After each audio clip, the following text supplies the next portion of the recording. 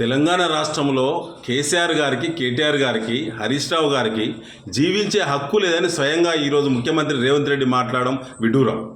ఇలా బుద్ధి లేనోడు, బుద్ధిహీనుడు, రోడ్ రోమియా తలపించేటువంటి వ్యక్తి కూడా ఇంత చిల్లరగా మాట్లాడరు.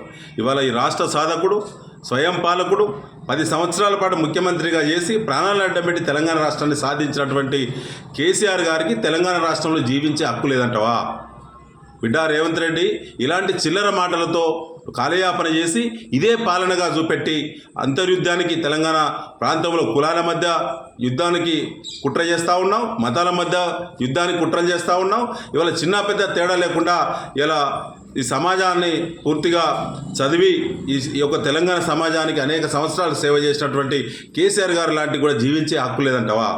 కేసీఆర్ గారిని చంపేస్తావా? కేసీఆర్ గారు తెలంగాణ రాష్ట్రం తెచ్చినందుకు తెలంగాణ రాష్ట్రంలో జీవించే హక్కు లేదా?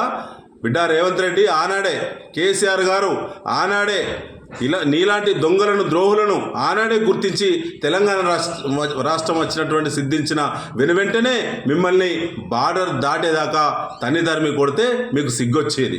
ఏనాడు కూడా పాత పగలు పెట్టుకోకుండా తెలంగాణ అస్తిత్వం కోసం, తెలంగాణ ఇరిగేషన్ అభివృద్ధి కోసం, తెలంగాణలో వ్యవసాయ వృద్ధి కోసం, తెలంగాణలో సంక్షేమం కోసం, తెలంగాణ సర్వతోముఖాభివృద్ధి కోసం, 60 సంవత్సరాలుగా కోల్పోయిన తెలంగాణ హక్కులను సాధించడం కోసం మీలాంటి చిలరగాల మాటలు అనేకసార్లు అవమానించిన ఏనాడు ఒక్క నాడు కూడా కక్ష సాధింపు చర్యలు చేపట్టని మహానుభావుడు, మహాపాలకుడు కేసీఆర్ గారు. అలాంటి కేసీఆర్ గారిని ఇలా హైదరాబాద్ అభివృద్ధి ఇలా ప్రపంచ పటంలో నిలబెట్టినటువంటి కేటీఆర్ గారిని, ఇలా ఇరిగేషన్ వృద్ధిలో కీలక పాత్ర పోషించినటువంటి హరీష్ రావు గారిని తెలంగాణ రాష్ట్రంలో జీవించే హక్కు లేదంటే చంపేస్తావా బిడ్డ? నీ మాటలేంటి? నీ మాటలు రౌడీ షీటర్లను మరిపించే విధంగా 100 మంది రౌడీ షీటర్లు కలిసి మాట్లాడితే, కొట్లాడితే ఏ రకమైనటువంటి అరాచకం ఉంటుందో నీ మాటల్లో, నీ ప్రవర్తనలో అలాంటి అరాచకం ఉన్నది. ఒక ముఖ్యమంత్రిగా ఒక పనినైనా ఇలా సఫలం చేసావా? ఒక రంగానైనా వృద్ధిలోకి తీసుకొచ్చావా?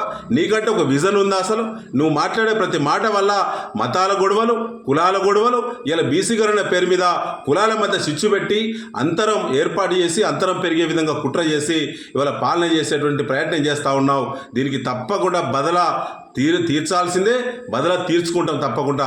ఇప్పటికైనా కేసీఆర్ గారి కుటుంబానికి క్షమాపణ చెప్పాలి రేవంత్ రెడ్డి గారు. ఇక నుంచి నువ్వు కాదు, నీ తురువులను చాలామంది చూసినాం, నీ గురువు చంద్రబాబు నాయుడు చూసినాం, కిరణ్ కుమార్ రెడ్డి చూసినాం, జగన్మోహన్ రెడ్డి చూసినాం, చిరంజీవి చూసినాం, నిన్నగాక మొన్న రాష్ట్రం వదిలిపెట్టి పత్తా లేకుండా పారిపోయినటువంటి మరి షర్మిలను కూడా చూసినాం. నువ్వు పెద్ద లెక్క కాదు. మా బాస్ అనుమతి ఉంటే నువ్వు పెద్ద లెక్క కాదు. 1000 మంది పోలీసులు పెట్టుకున్నా నువ్వు ఎక్కడున్నా నువ్వు కేసీఆర్ గారి కుటుంబానికి క్షమాపణ చెప్పేదాకా నిన్ను వదిలిపెట్టావు.